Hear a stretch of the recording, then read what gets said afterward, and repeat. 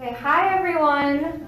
Thank you so much for coming. My name is Ilana, and I'm one of the student coordinators of the Fossil-Free Divest Harvard campaign. Woo! So today we're so glad to be here, standing before you as part of a larger coalition with our faculty and alumni allies, some of whom are going to speak to you in a few minutes. But I just want to start off by saying a few words about what our student campaign has been working towards over the last few years, and why we're so proud to be here today with faculty and alumni who have been supporting us in the call for climate justice. So today, I'm not going to talk to you about climate science because the reality is all too clear. Climate change not only poses an existential threat, but perpetuates vast injustice. It hits poor communities and communities of color first worldwide, but also right here in our Cambridge and Boston homes. And it will hit our generation, today's young people, the hardest, even though we have contributed least to the climate crisis. There is no excuse for inertia. The time for climate action is now. And it is not a question of science. It is a question of will and of responsibility. In the words of Greta Thunberg, there is simply not enough time to wait for us, young people, to grow up and become the ones in charge. That's why we need to mobilize to hold our institutions and our lawmakers accountable for taking climate action. Since 2012, the students of Fossil-Free Divest Harvard have fought for fossil fuel divestment because we believe it is morally unjustifiable to invest in the industry at the heart of the climate crisis. We fight because we reject the hypocrisy of a university that refuses to align its financial principles with its ethical ones. We fight because only by diminishing the power of the companies devastating our planet and our communities can we realize our own power as citizens to build a better future. Here at Harvard, we are fighting to uphold our Veritas motto by asking our university to show the leadership it expects from its students, to hear the voices of its students, faculty, alumni, and community members demanding change. It is for our vision of a more just and stable Harvard, but more importantly, for our vision of a more just and stable world that we are mobilizing on campus and beyond. This April 22nd through 26th, we are calling on student and adult allies from around the nation to join us for Harvard Heat Week, as we call for Harvard to disclose, divest, and reinvest.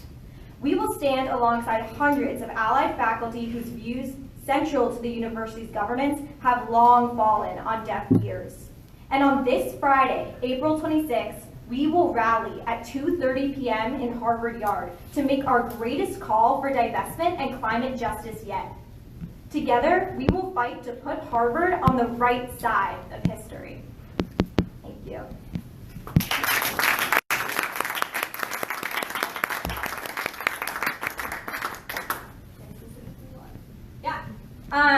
So thanks for listening to me for a few minutes. And now, more importantly, Gina McCarthy, the former administrator of the U.S. Environmental Protection Agency, and now faculty at the Harvard T.H. Chan School of Public Health, where she has been a strong advocate for climate justice, is going to say a few words.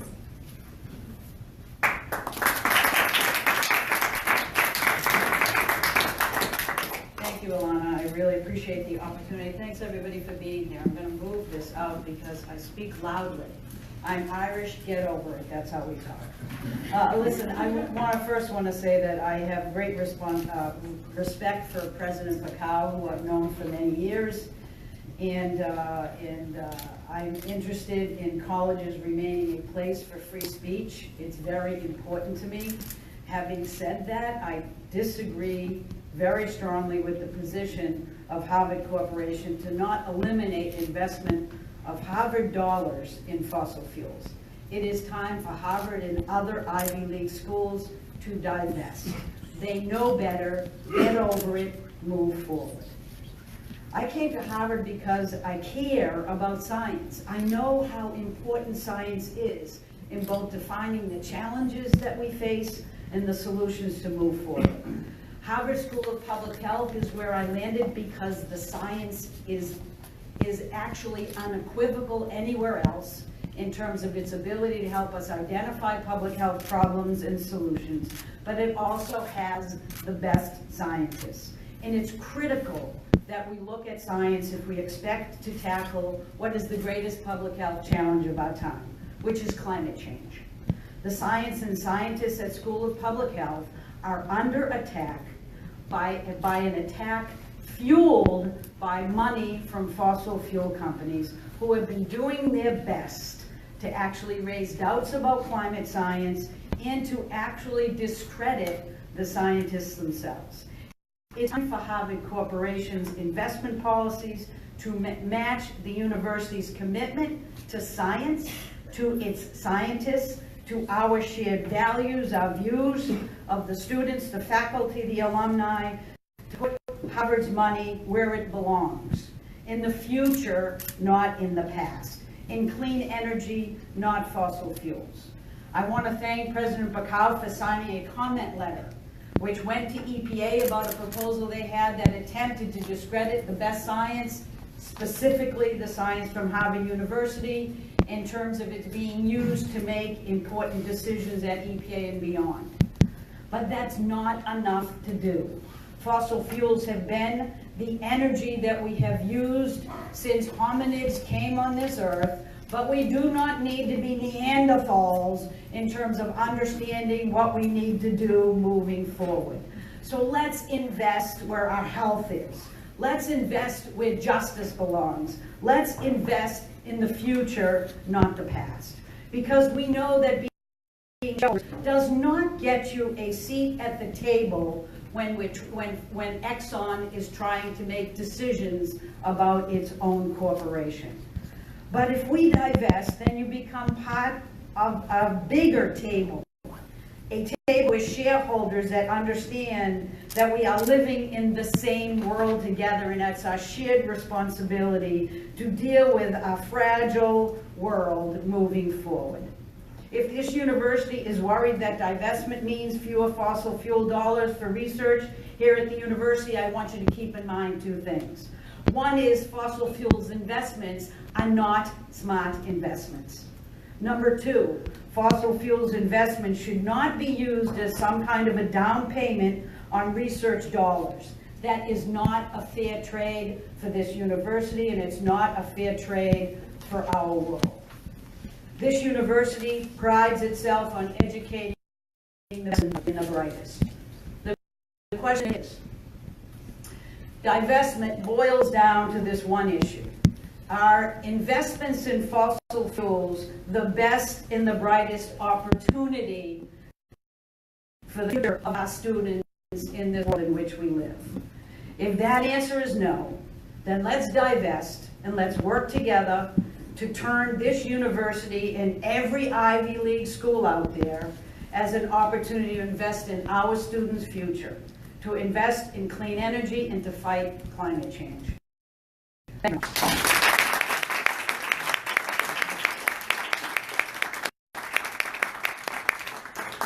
Thank you, Gina. And now we're going to welcome Harvard professor Dr. Caren Solomon, MD, who is an assistant professor of medicine at Harvard Medical School and deputy editor of the New England Journal of Medicine. Thank you, Caren.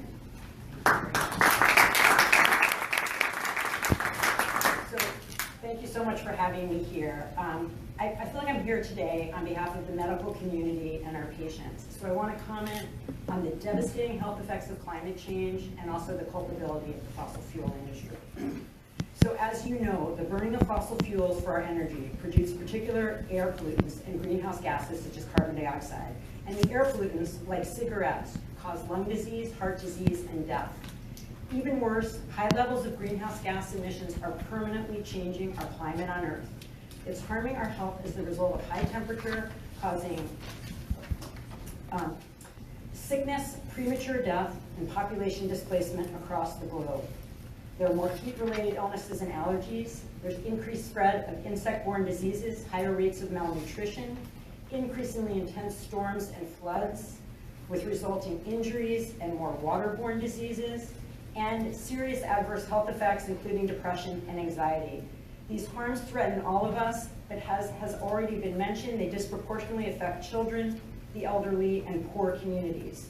The World Health Organization has projected in excess of 250,000 more people dying annually in upcoming years as a result of just a few of the health risks of climate change. So the true number is actually higher. Fossil fuel companies recognized these future harms decades ago. Their response, as mentioned, promoting a false sense of scientific skepticism. Even now, with the UN Intergovernmental Panel on Climate Change having concluded that we need to cut emissions nearly half or more by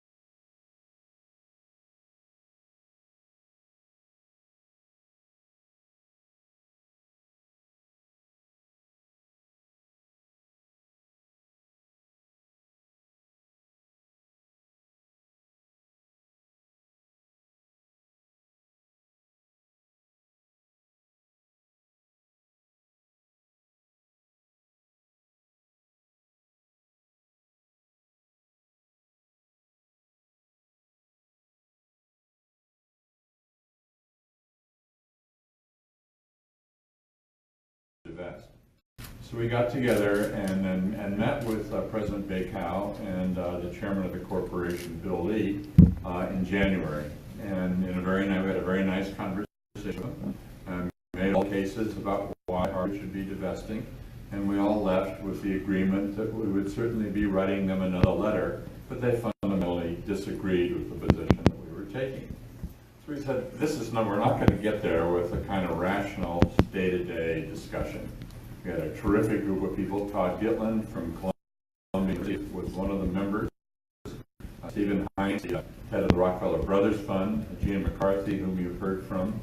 Bill McKibben.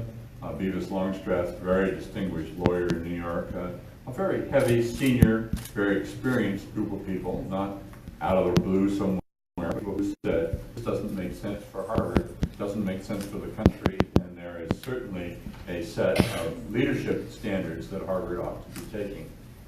So we put together the ad hoc group.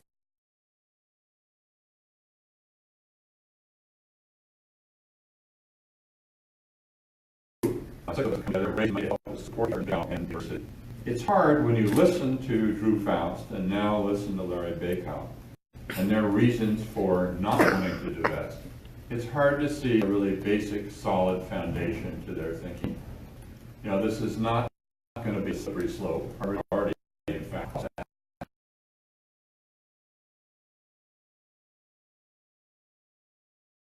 saying we're using them for our not going to invest in countries in Darfur. I've already made the decision that the university endowment can be used for these purposes, and this, as Jenny points out, is the most purposeful. Say that there shouldn't be a focus as well on that is absolutely ridiculous. You know, things that they've been saying after. Anyway, we're really quite confused about this because there seems to be one underlying theme of what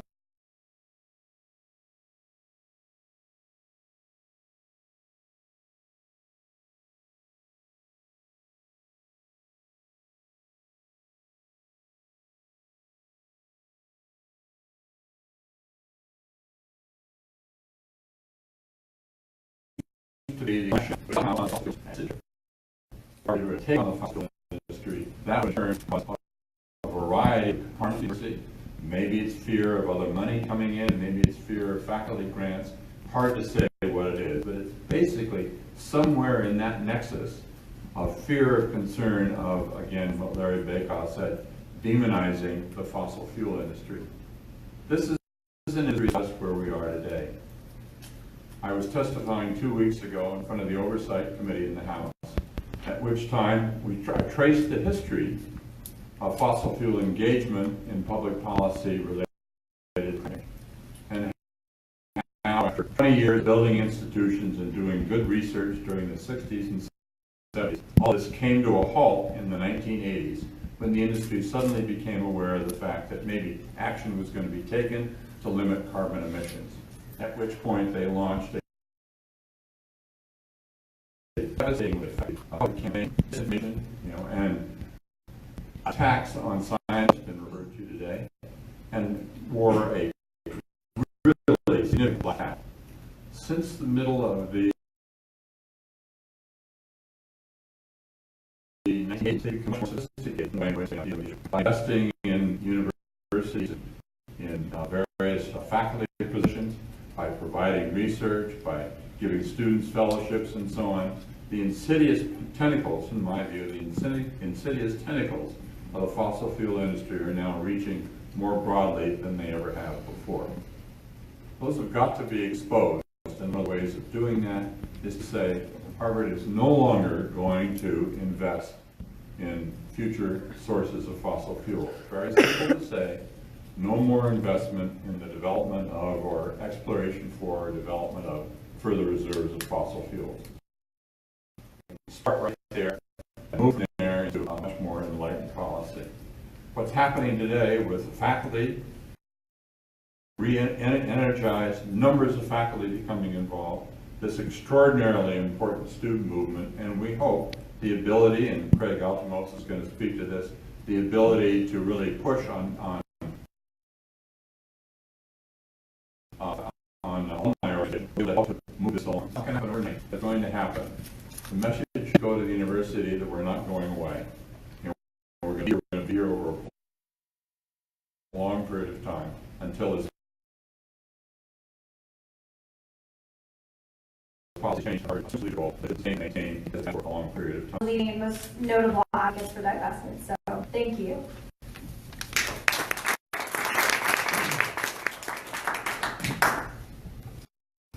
As mentioned, I'm Justin Rockefeller, the great-grandson of Engel.Founder. And from 2009 to 2018, I was out as a trustee and I remain on the investment committee. And this is a $1.2 billion foundation with an outside portfolio, and our mission is to advance social change that contributes to a more just, sustainable, and peaceful world. For decades, members of my family were activist shareholders and tried to change the behavior of some of the fossil fuel companies that emerged out of Standard Oil, companies such as Chevron, and Exxon, and Mobil, and Amoco, and others. And it was largely to no avail. Message received, you're not going to change your business model. Well, we as a foundation can do something additional, which is to invest. And that's what we decided to do exactly 5 years ago in April of 2014. Instead, we took that money, started to divest with about perhaps 7% exposure to fossil fuels, and we started to invest that money in managers whose work aligns with our mission. And now we're down to about 1% exposure to fossil fuels, on our way to 0% exposure. And we are handily beating our benchmark by almost 3%. So this can be done. We are doing it. Harvard can do this too. Now, I recognize that Harvard's mission is not specifically focused on fighting climate change, but it does have the chance to be on the right side of history. And I very much hope that its leadership keeps in mind that acts of omission, just like commission, have consequences. Thank you.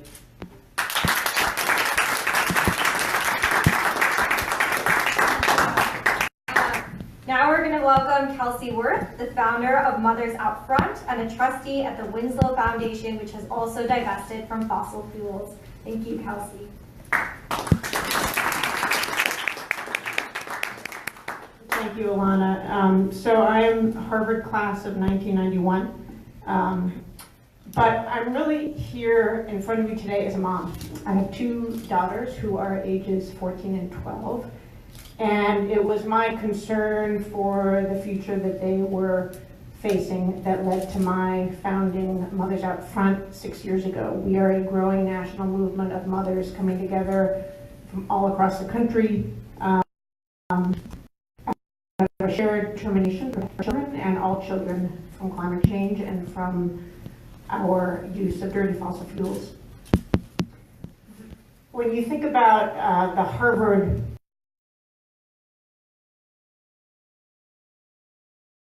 it seems to me there are a few ways to think about that. One is the truth of the science, which is we know from the IPCC we have 12 years to significantly shift our economy away from fossil fuels, completely transforming the energy sector and really our entire economy. The truth that there is not a single person on the face of the planet who will not be impacted by climate change. But of course, the young, the elderly, and the poorest among us will be most impacted. Then there's the moral truth that investing in fossil fuels is no better and arguably significantly of greater consequence than investing in tobacco companies. The notion that there is any difference is false. When it comes to demonizing the fossil fuel industry, I think it's okay. I think it's time to demonize the fossil fuel industry given the evils that they have perpetrated on our children and on our planet. I stand to you in front of you as an organizer to encourage you to think about every tool at your disposal to make change happen here at Harvard and to affect divestment. There's nothing easy about this work. We are organizing in communities all across the country, and the change is very, very hard to make happen. But if you focus on every potential leverage point, and you think about faculty, you think about alumni, you think about students, and all these different constituencies coming together, you can be successful in making this happen. So thank you, Ilana, for your leadership, and forward to working with you.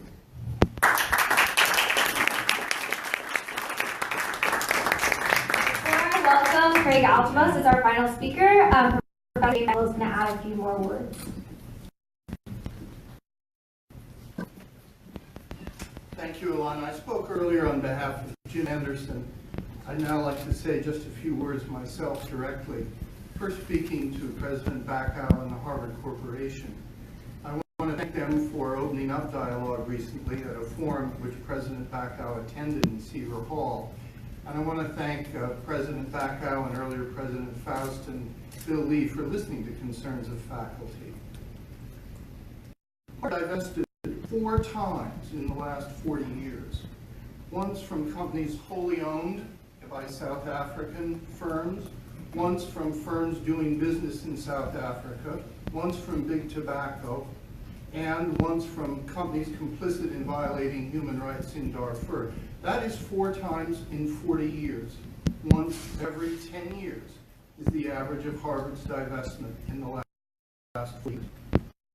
A fiduciary might believe that divestment would hurt Harvard because it would prompt withdrawal of funding, or because it might trigger retaliation or political resistance, but would thwart goals Harvard is pursuing for its own well-being. Paramount among those goals is, or ought to be, a livable planet, a world in which this generation of students and succeeding generations cannot play constant catch-up. Now it's the present, but its deeper purpose has always been to underwrite future generations. It's been more than 5 years since Harvard did not divest. People a couple sets of 5 years, and then the game becomes pretty dire. We're already deep in the 4th quarter. There are no timeouts left. A 2-minute warning, the 2-degree warning. Last year, more carbon dioxide was emitted into Earth's atmosphere than any previous year. Harvard's investment policy is veering on the wrong side of history, economics, and technology. The question is, how long will the corporation believe that it will cause Harvard harm to get on the right side? At a certain point, doing the world harm is doing Harvard harm too. Thank you.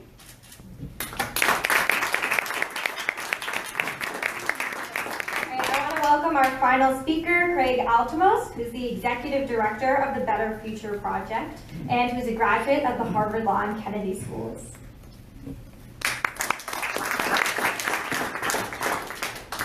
Thank you, Ilana. Thank you all for joining us. As Ilana mentioned, I was a student here not too long ago, about a decade ago, and during my time here, that was when we really pushed Harvard to live up to its climate obligations from a facilities and building perspective. We pushed for Harvard to go climate neutral. And it was about 6 months before the university agreed to convene a task force of students and faculty and staff to really investigate what Harvard's moral responsibility was in the climate era in terms of our building and our lived environment. And we met once a week for a couple of months, and we came out with a report that the university listened to, and said that we would reduce our emissions 30%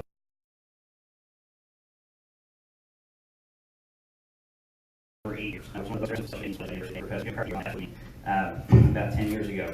And for me to see how quickly the institution was willing to respond to that call to action, and how much this institution has dragged its feet over a much bigger question of Harvard's not building footprint, really disheartening as a Harvard to witness.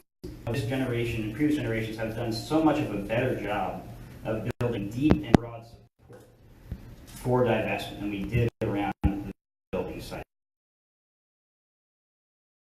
And the faculty have expressed deep support for acting on divestment in the building site, and yet the university administration has just hoped that this problem would go away. And the strategy has basically been to delay and delay and delay, and ignore the instructors. I hope that the PhD students who are raising these issues will graduate. And as we've seen with the current generation of leadership that Ilana and the other folks here today have been offering, they can't graduate this problem away. Climate change is not going away, divestment is not going away. We're here to say that we are not going away either. And really, I'm proud to share that in addition to the great leadership that's been offered by the students and the faculty, thanks to the support of the Winslow Foundation, the Rockefeller Brothers Foundation, and the the Wallace Global Foundation, my organization, Better Future Project, will be hiring a Divest.Harvard organizer to really focus on engaging Harvard alumni community moving forward. This is the first time we'll have a full-time position dedicated to advancing this campaign to build more support among the alumni constituency of all the many, many thousands of alumni out there who are really looking for Harvard to step up and lead in this critical time of crisis.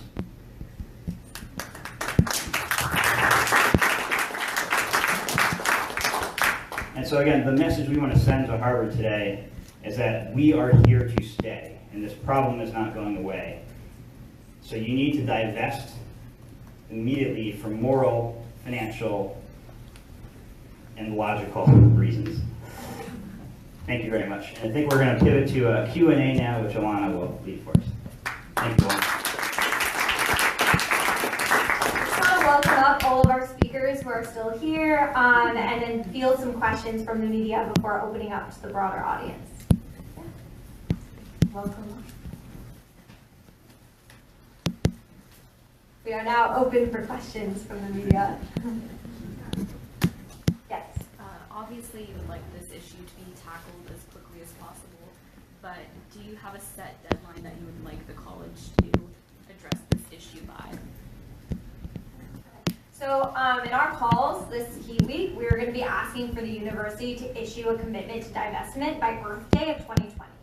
So we recognize that actual divestment doesn't happen overnight, but the fact is that many universities and institutions have already divested. Harvard is fully capable of coming up with a way to divest, and we're here to help them when they're ready. And if they don't meet this commitment by Earth Day of 2020, so when we would start our next HUEJ week, we're going to be here and we're going to be loud every single day until that and every single day after until they divest. When the faculty issued its original call in 2014 for divestment, they did not put a deadline on it. They said that it should happen as soon as possible. The reason for that is that you cannot financially divest from a significant sector overnight. It has to be a planned phase out. And I think the Rockefeller.Fund have already discovered that. They're phasing down their fossil fuel investment. We're asking for a commitment to begin doing it and doing it as quickly as possible. Thank you. It's not it. Next month, the corporation could meet and could set the policy that we are no longer going to invest in the exploration for or development of further sources of fossil fuels. Not going to do any more. I mean, that's a beginning, and they could make that statement, and that, by the way, it seems to me is a way to sort of open the floodgates to a variety of other considerations. That can be done now, and it's not as if it's going to be a major deal to do that. And that it just seems to me that's leadership and Harvard understanding what it can do now. I guess I'm wondering, it was more than 4 years ago that the Harvard president was against doing this, and in fact the university did not do it. Now, more than 4 years later, the Harvard president, different president, still against doing it. What's going to be different this time? Yeah, so from a student perspective, the political moment is different right now. I think we've already seen how much youth are rising up around the world with the recent youth climate strikes. You can look at the Extinction Rebellion protests going on in London. There is a clear and palpable need for climate action, and we are making that heard. So when we rally this Friday, we're actually going to have some of the school strikers here in Massachusetts standing with us, because this really is an intergenerational issue. I mean, expanding beyond just student and alumni and faculty allies, this goes all the way down to high schoolers, right, to the members of our communities. And we also have learned a lot from the past divestment campaign. Our tactics and our energy on campus now are different here at Harvard, but also I think at campuses around the country. But we've been working with our peers who will also be here on Friday. Can I ask a follow-up of what you did learn from the last experience and how that's going to influence what you do now? Yeah. So I wasn't here personally, but in terms of the institutional knowledge we've shared, I think we've really seen that students need to be a force of disruption and mobilization on campus. It is important to have alliances, but there are also different roles that we can play as students in different ways that we can push on the administration to show them the urgency of this issue that we don't necessarily expect other groups to stand with us in every single moment on, and as long as we're part of a larger coalition, those are the kinds of actions we can be taking effectively. We think we've also learned the importance of solidarity with other student movements on campus. Recently, we had a protest with the Harvard Prison Divestment campaign. And just kind of seeing the reaction of the administration, seeing students from across groups mobilizing together, standing together for a shared vision of more moral Harvard, that to us showed a kind of fear about the kind of mobilization we are capable of and the kind of mobilization we need to strive forward to. I would just add that the Harvard, the campaign to divest Harvard from apartheid South Africa lasted well more than a decade.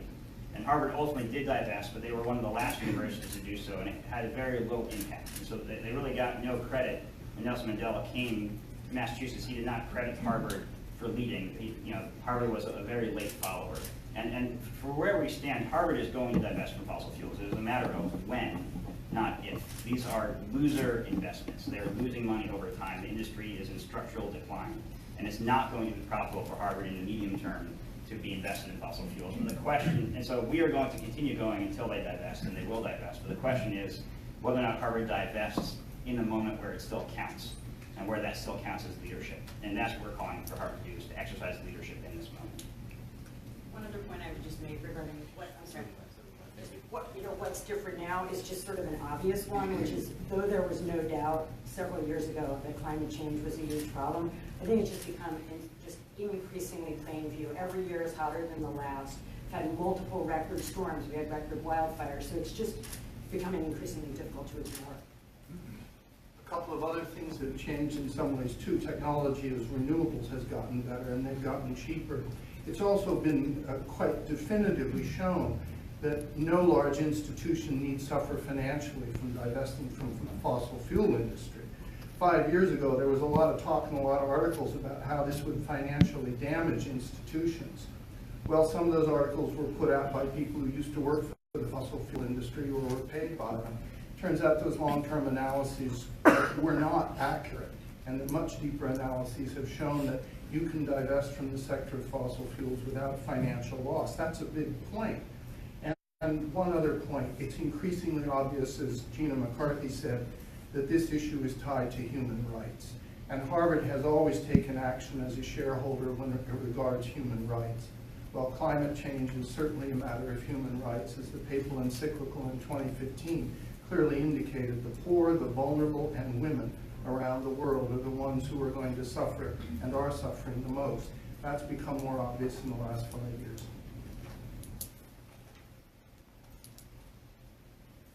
One follow-up, if I could ask, which is just, Harvard is one university, it's one endowment, there are endowments all over the country.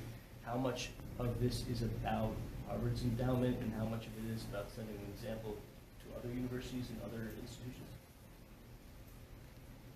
It's very much about setting an example for other institutions. I mean, as Craig mentioned, we expect divestment to happen. It's a question of when.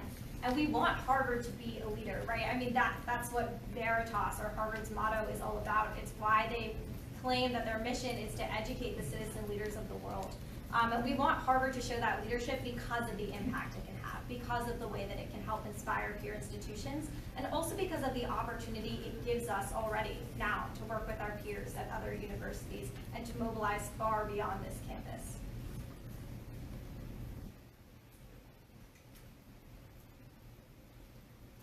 Open up for your questions from the broader audience as well. Yes. When Drew Faust rejected divestment 5 or some years ago, she said that what was morally required instead of divestment was what she called engagement.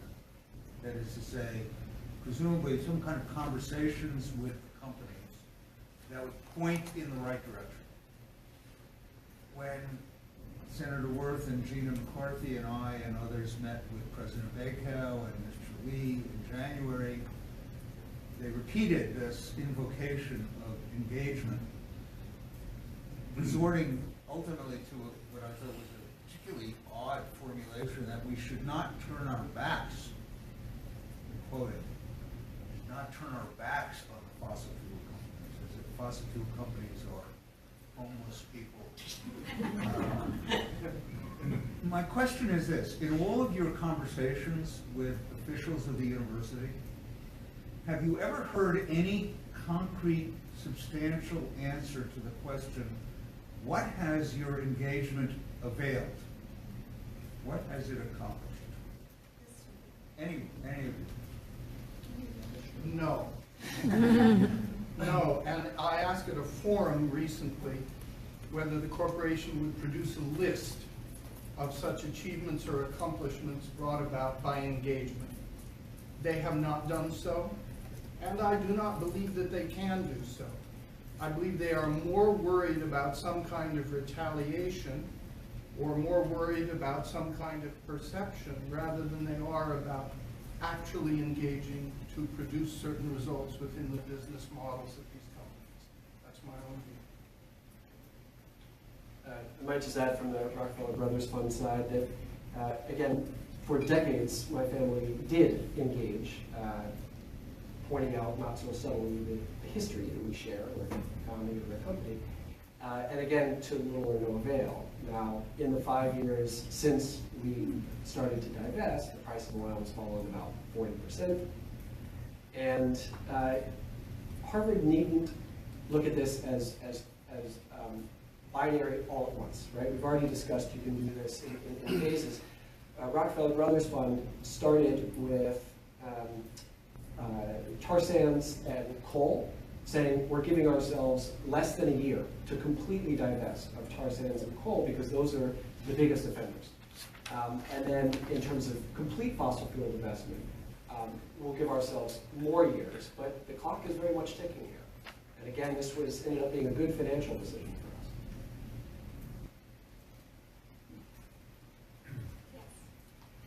Yeah, I'm here partly because a group of us in the class of 1970 are working on a letter to the president at the moment. And one of the points of contention is whether or not we should include the other requests for divestment from the private prison industry. And I have actually repeated to them just what you said in an email recently because I know this is a sort of an intersectional approach that students across the country are appreciating. If you want to have a bigger tent and you want your movement to grow, you have to really be sensitive to one another's most important issues. And as we all know, climate change is not the most important issue for everyone in this country. At least sometimes I think it should be. And I wonder if you would put something on the internet that is an articulate statement about why you are marrying this request with the other request. And I've went over a few classmates, they agree already, they're going to sign a letter that isn't just about fossil fuel divestment, but includes the other requests. And I'm hoping that you can make that statement so we can share it more widely, because we need for at least 20 or 30 signatures in our class, maybe even some high donors. Yeah, well, I'll just start by saying, acknowledging that we are separate campaigns, but we think that solidarity is essential. And so we stand in full solidarity with the prison divestment campaign on campus. And one of the reasons we think that's so important is because our divestment campaign for fossil fuels is within the larger Harvard Undergraduates for Environmental Justice group. And that's a group dedicated to climate justice, which means racial and socioeconomic justice. And there's no way to look at climate change without seeing it as a justice issue and without seeing the intersectionality of these two campaigns. So, yes.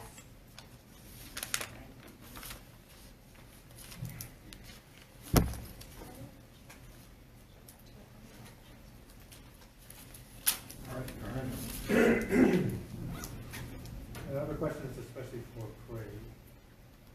I know that the Better Future Project has been actively doing outreach to divestment campaigns around the country and coordinating a lot of communication taking place that wasn't previously. And so I wonder if you could speak to what your aspirations are for outcomes aside from groups learning from each other and from each other's histories about what's possible and what's effective for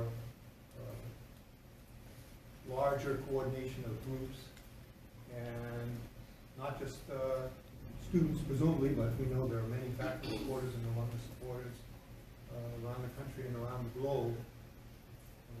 Personally, my hope is that there could be a larger and very actively collaborating coalition of all those who feel similarly as we heard today our speakers articulate so well about this unprecedented crisis that all of their institutions and all of humanity is being confronted with. I'll be brief. I think it could be very long in my response to that. So one of Better Future Project's programs is called Divest Ed, which all three of our colleagues here work in the program. I don't know if you all want to wave our present for. And yes, we've established contact with about 80 different divestment campaigns around the country and are doing our best to support all of them in their efforts to divest their endowments from fossil fuels. And in some cases, they are merged with efforts for prison divestment or Puerto Rican debt forgiveness or other types of justice campaigns. And in terms of the outcomes we were hoping for, I mean, I think obviously divestment is a big one. Yes, we are looking to engage alumni. This is our first, this Harvard campaign is our first effort at really engaging alumni with a lot of resources and purpose. And so we're hoping to create a model that can be shared with other campaigns so that they can leverage similar levels of alumni support as they go about doing this work. I mean, personally, I think a bigger goal is that we need to make it so that it is politically toxic for politicians to take fossil fuel money in the same way that it is politically toxic for them currently to take tobacco money. Most politicians will not accept money from tobacco companies because people recognize that every donation they get from a tobacco company means that they're more likely to listen to the tobacco company over public health experts. And I think we need to get to the same place with fossil fuel donations where politicians are saying the damage to my reputation for taking this money is worse to me than the benefit I get from those funds. And happily, there is a no fossil fuel money pledge that is now national that over 1,000 candidates from the country have signed, including most of the leading contenders for the Democratic presidential primary, governors, senators, representatives, city councilors, every level of government. And I think that is how we ultimately achieve a robust and just climate policy is to weed out the influence of fossil fuel money in our political system. And right now, Harvard is giving cover. And Harvard is sending the signal that it is okay for politicians to accept these funds. It's okay for politicians to be in debt with industry because we are in debt with industry. And we are lending our reputation to these companies, so you should feel comfortable doing that too. And I think that is a big part of what we're hoping to end.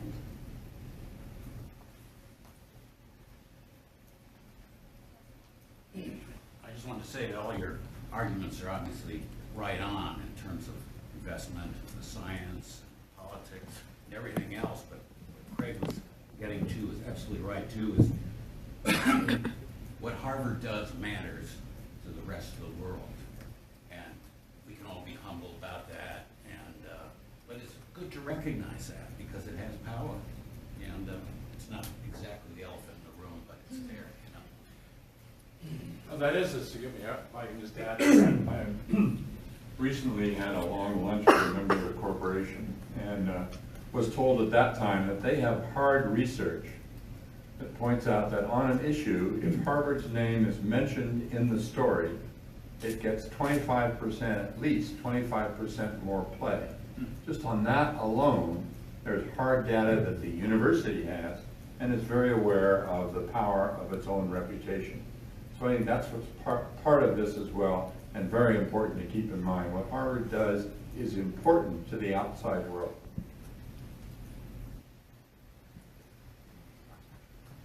My name is Eric Chitty, and I was very involved in the early days of trying to prevent a nuclear war. And at that time, there was discussion about enlarging this to include civil rights, because the civil rights movement was going on at the same time. And that made a lot of sense in many ways, because that was a huge issue. But the civil rights issue was not an existential threat to humanity. And I personally think it's a big mistake to bring in other issues of justice, like prison reform and other kinds of justice issues, which I think are extremely important. I support the move in that direction. But I think it dilutes the effectiveness of the focus on climate change, not adds to it. I think what happens is that people may support one but not the other, and therefore won't join such a move. I think some people will say these issues are not comparable, or why not include education for all, or some other issue which is extremely important. I think it's a mistake. I think one can support multiple issues, but I think the movements to focus on them should be separate. That was our experience in the early days of trying to prevent a nuclear war, and I urge you to do the